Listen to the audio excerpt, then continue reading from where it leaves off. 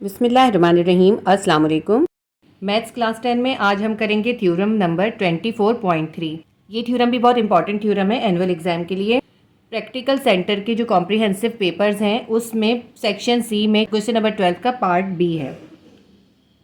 Question number 12 का part A मैंने आपको कल करवाया था और पार्ट बी मैं आज आपको करवा रही हूँ। थोड़ा सा डिफिकल्ट है लेकिन अगर आप समझ के करेंगे तो आपको आसानी से आ जाएगा। ये थ्योरम को पढ़ते हैं हम। The internal bisector of an angle of a triangle divides the side opposite to it in the ratio of the side containing the angle. देखिए इसमें सबसे पहले हमें गिवन समझना है कि गिवन क्या है। इसमें हमें गिवन क्या है, internal bisector of an angle of a triangle divides तक जो है गिवन है। गिवन में हमें क्या कह रहे हैं, एक ट्राइंगल है और उसका जो एक एंगल है उसको एक बाइसेक्टर जो है बाइसेक्ट कर रहा है, यानी एक ट्राइंगल के एक एंगल को बाइसेक्टर बाइसेक्ट कर रहा है। तो ये हमें गिवन है, ठीक है। उसके बाद कहते हैं the opposite to it in the ratio of the side containing the angle. वो सामने वाले जिस साइड पे जाके इंटरसेक्ट करता है तो वो उस साइड को इक्वल रेशो के अंदर जो है डिवाइड कर देता है, ठीक है। अब मैं आपको इसको डायग्राम से समझाऊं। देखें ये एक ट्राइंगल है ए बी सी, ये हमें गिवन है। तो इसके अंदर ये जो एंगल बी है, इस एंगल बी से बाइसेक्टर ड्रॉ करा है, ठीक है। बाइसेक्टर किसे कहते हैं? बाइसेक्टर का मतलब होता है हमने एक ऐसी लाइन ड्रॉ करी है जिसने इस एंगल को दो बराबर के हिस्सों में बाइसेक्ट कर दिया है।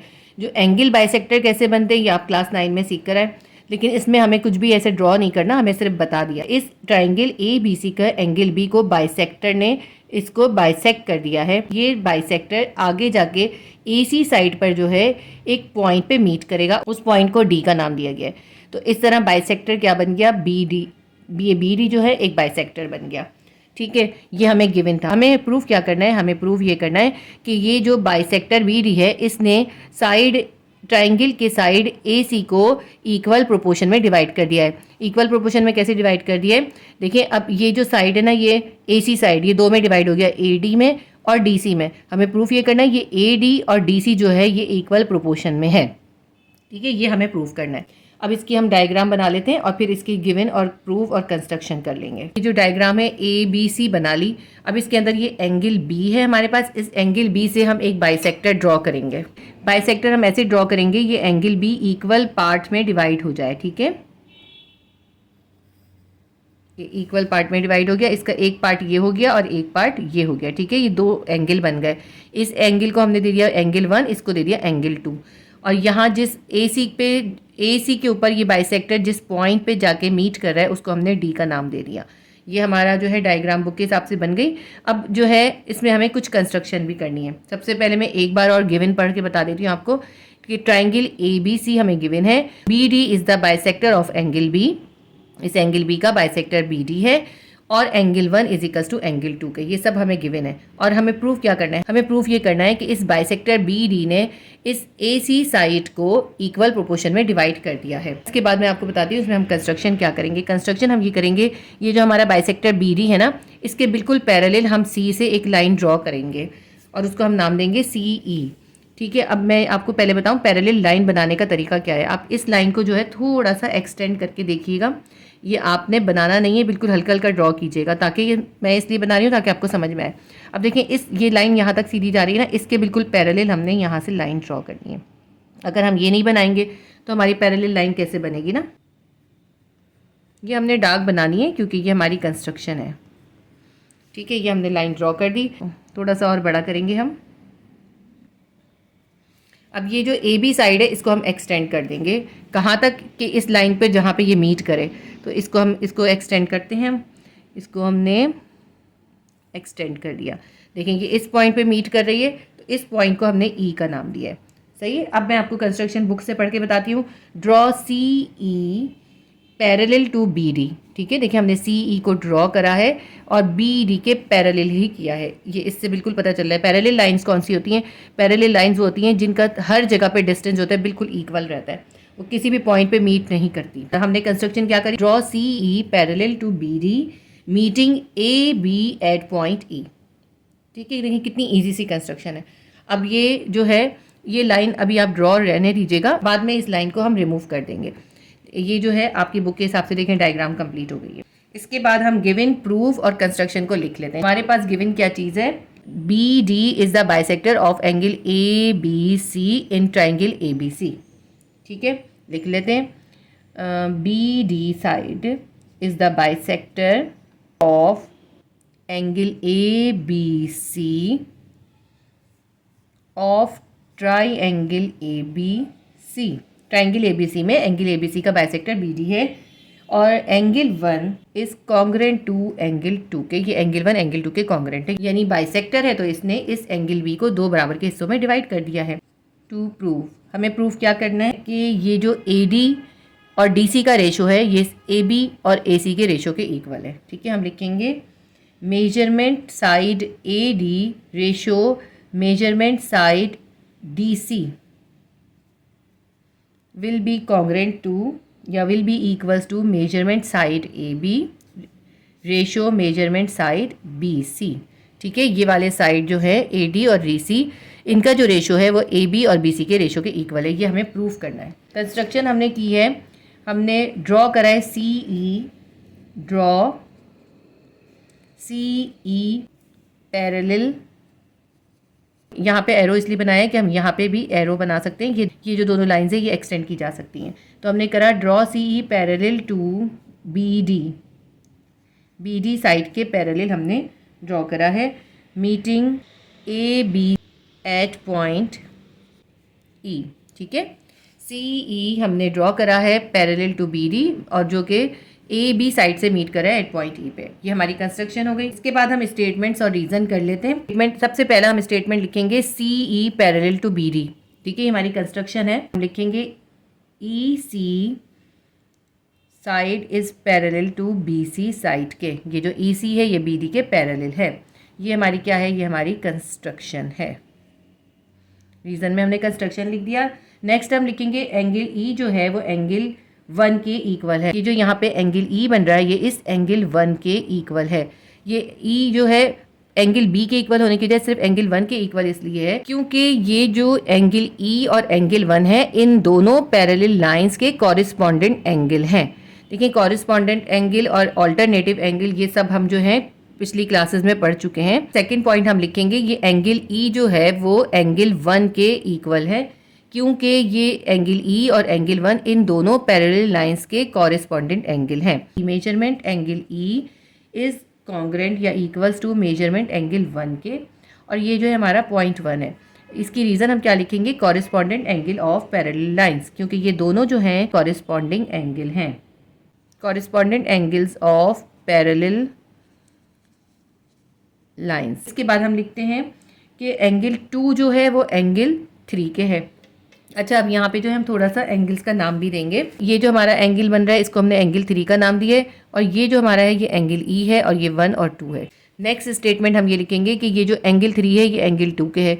अब फिर वही बात है, ये इस पैरेलल लाइंस के ऑल्टरनेटिव एंगल है। ये जो 1 और ई थे ये इन्हीं दो पैरेलल लाइंस के कॉरिस्पॉन्डेंट एंगल थे। कोई भी दो पैरेलल लाइंस हो और उनको एक ट्रांसवर्सल जो है बाइसेक्ट कर रहा हो तो उसके अंदर कॉरिस्पॉन्डेंट एंगल होते हैं वो भी इक्वल होते हैं और जो ऑल्टरनेटिव एंगल होते हैं वो भी इक्वल होते हैं। ये सब हमने 9th में थ्योरम किया हुआ है इसका। तो अब हम लिखते हैं also measurement angle 2 is equals to measurement angle 3 के। तो देखिए, एंगल 2 एंगल 3 के है तो एंगल 1 जो था हम एंगल 2 के था। ये हमने अभी देखिए गिवन में करा हुआ है। गिवन में हमें क्या है, एंगल 1 एंगल 2 के, तो हम लिख लेते हैं बट मेजरमेंट एंगल 2 जो है वो तो मेजरमेंट एंगल 1 के इक्वल था। ठीक है ना, ये हमें गिवन था।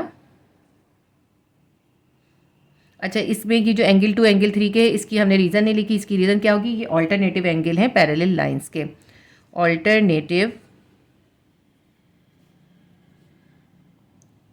Angles of parallel lines. हम पैरेलल को साइन इस तरह भी लिख सकते हैं ना, चाहे तो आप पूरा लिख लें। इसके बाद हमने जो है गिवन दे दिया। हमने कहा एंगल 2 एंगल 3 के, क्योंकि ये दोनों अल्टरनेटिव एंगल हैं पैरेलल लाइंस के। But angle 2 is equals to angle 1 के, ये हमें गिवन है। जब एंगल 2 एंगल 3 के भी है, एंगल 2 ही एंगल 1 के है, तो इसका मतलब है ये एंगल 1 और एंगल 3 इक्वल हो गए। तो हम लिख सकते हैं measurement angle 1, so measurement angle 1 will be equals to measurement angle 3 के। और ये क्या है, ये है transitive property. Transitive transitive property हम सबको बहुत अच्छे से समझ आ चुकी है ये, ठीक है। ये इसमें हमने रीज़न लिख ली ट्रांजिटिव प्रॉपर्टी। उसके बाद हम लिखते हैं, तो अब ये देखें एंगल 1 एंगल 3 के आ रहा है ना हमारा, लेकिन अभी हमने क्या करा था ऊपर पॉइंट 1 में हमने करा था एंगल ई, तो एंगल 1 के है, तो इसका मतलब है एंगल 1 की जगह हम एंगल ई लिख सकते हैं, तो हम लिख देते हैं angle E is equals to measurement angle 3 के। इसकी रीज़न क्या लिखेंगे, ये हमने जो है प्रूफ करा है पॉइंट 1 में, तो हम लिख देंगे यूजिंग इक्वेशन 1। ये हमने इस इक्वेशन नंबर 1 में प्रूफ करा था कि ई जो है 1 के बराबर है, तो जब ई 1 के बराबर है तो 1 की जगह हमने ई लिख दिया, तो ई जो है वो 3 के बराबर हो गया। इसके बाद हम ट्राइंगल लेते हैं, ट्राइंगल बी सी ई। अब इसमें देखें आप ट्राइंगल बी सी ई किधर है, ये है हमारी बी सी ई, ये जो पूरी है ना ये है हमारी ट्राइंगल बी सी ई। अभी हमने इससे पहले स्टेटमेंट में प्रूव करा है कि एंगल ई जो है वो एंगल 3 के इक्वल है, और हमें पता है कि जो दो एंगल इक्वल होते हैं उनके ऑपोजिट साइड भी इक्वल होते हैं। जैसे एंगल ई है ना, इसका ऑपोजिट साइड क्या है बी सी, तो ये बी सी जो है इस एंगल 3 के ऑपोजिट साइड के इक्वल होगा। एंगल 3 का ऑपोजिट साइड क्या है बी ई, तो हम ये लिख सकते हैं कि एंगल ई का opposite side B C will be equals to angle 3 का ऑपोजिट साइड बी ई, ठीक है। तो हम ये लिख देते हैं यहाँ पर, क्योंकि एंगल ई एंगल 3 के इक्वल है, तो एंगल ई का ऑपोजिट साइड क्या है, एंगल ई का ऑपोजिट साइड है हमारे पास बी सी साइड। तो बी सी साइड किसके इक्वल हो जाएगा, बी सी साइड जो है एंगल 3 के ऑपोजिट साइड के इक्वल हो जाएगा। एंगल 3 का ऑपोजिट साइड है बी ई, वो हो जाएगा बी ई के, क्योंकि कॉन्ग्रुएंट एंगल्स के ऑपोजिट साइड भी इक्वल होते हैं। तो हम लिखेंगे इसकी reason, side opposite to equal angle या congruent angles of a triangle are congruent. जब एंगल इक्वल है तो उनके ऑपोजिट साइड भी इक्वल होंगे, तो बी सी बी ई के इक्वल आ गया। अब हम दूसरी ट्राइंगल लेते हैं, अब हम ट्राइंगल लेते हैं ट्राइंगल ए सी ई। अब ट्राइंगल ए सी को देखिए, ए सी ई किधर है, ये रही ए सी ई, यानी ये पूरी होल ट्राइंगल यहाँ से लेके यहाँ तक, ये ए सी ई ट्राइंगल के अंदर जो है बी डी जो है वो सी ई के पैरेलल है, हमारी कंस्ट्रक्शन है। आप देखिए बना हुआ दिखाई दे रहा है आपको, बी डी साइड ई सी के पैरेलल है। तो हमने अभी थ्योरम नंबर 24.1 में पढ़ा था, पैरेलल लाइंस जो होती हैं किसी भी ट्राइंगल के साइड को इक्वल प्रोपोर्शन में डिवाइड कर देती हैं। तो अब ये इस ट्राइंगल की ये दोनों पैरेलल लाइंस हैं। जब पैरेलल लाइंस ने तो क्या करा है, इस ट्राइंगल के एक साइड को इक्वल पोर्शन में डिवाइड कर दिया, यानी A D ratio D C किसके इक्वल होगा, A B ratio B E के। तो बस अभी हम यही लिख लेते हैं, फिर आगे हम करेंगे, फिर आगे समझ में आता जाएगा आपको।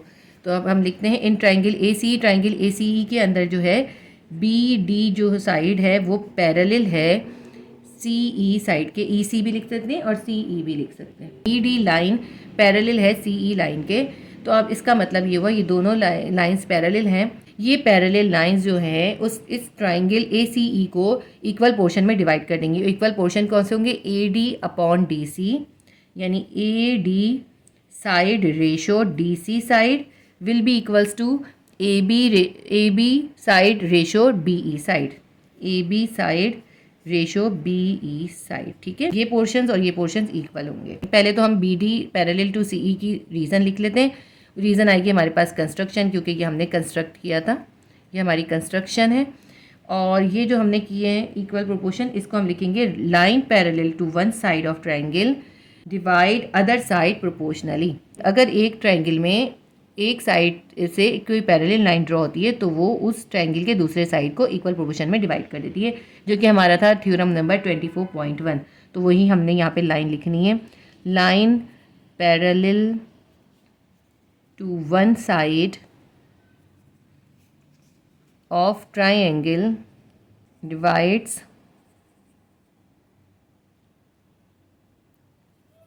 अदर साइड प्रोपोर्शनली, ठीक है ना जी। ये तो बिल्कुल क्लियर समझ में आ गया। देखिए कुछ पॉइंट आपको समझ में आएंगे, कुछ आपको याद भी करने होंगे। ये तो हमारा थ्योरम नंबर 24.1 था, वो हमने उसकी रीज़न में लिख दिया है। ए डी और डी सी का जो प्रोपोर्शंस हैं वो ए बी और बी ई प्रोपोर्शन के इक्वल हमारे पास आ रहे हैं, लेकिन हमें प्रूफ जो है A D upon D C A B upon B C करना था। यहाँ पे बी ई नहीं चाहिए था, हमें बी सी चाहिए था। तो अब हमें यहाँ पे किस तरह बी सी लेकर आना है वो मैं आपको बताती हूँ। देखिए कितना क्लियर है इसके अंदर। आप ये स्टेटमेंट देखें, बी सी जो है बी ई के बराबर है, तो बी ई की जगह हम बी सी लिख सकते हैं ना, जो अभी हमने प्रूफ किया था। B C is equals to B E क्योंकि बी सी के बराबर है, यहाँ पे हम बी सी लिख देते हैं। तो हम लिख देते हैं इसको आगे, इस तरह भी लिख सकते हैं हम, A D proportion D C will be equals to A B proportion B C के, क्योंकि बी ई जो है बी सी के बराबर है, इसलिए हमने बी ई की जगह पे बी सी लिख लिया। और हम रीज़न भी ये लिखेंगे because B C is congruent to B E के। और हमने कहा क्या करा था, ये प्रूव्ड अबव था, हमने ऊपर प्रूफ किया था ये हमने इसकी रीज़न लिख दी। यही हमें प्रूफ करना था। कितने ईजी तरीके से हमारा थ्योरम जो है प्रूफ हो गया। और हमने प्रूफ कर दिया A D proportion D C will be equals to A B proportion B C के। हमारा थ्योरम प्रूफ हो गया। उम्मीद करती हूँ ये थ्योरम आपको समझ में आ गया होगा। अगर मेरी वीडियोस आपके लिए हेल्पफुल रहती हैं तो प्लीज़ वीडियो को लाइक ज़रूर किया कीजिए। अगर चैनल पे फर्स्ट टाइम विजिट कर रहे हैं तो सब्सक्राइब कर लें और बेल आइकॉन को क्लिक कर दें। इंशाल्लाह ताला बहुत जल्द फिजिक्स, केमिस्ट्री और बायोलॉजी के गेस्ट पेपर भी प्रोवाइड करूँगी। अल्लाह हाफिज़।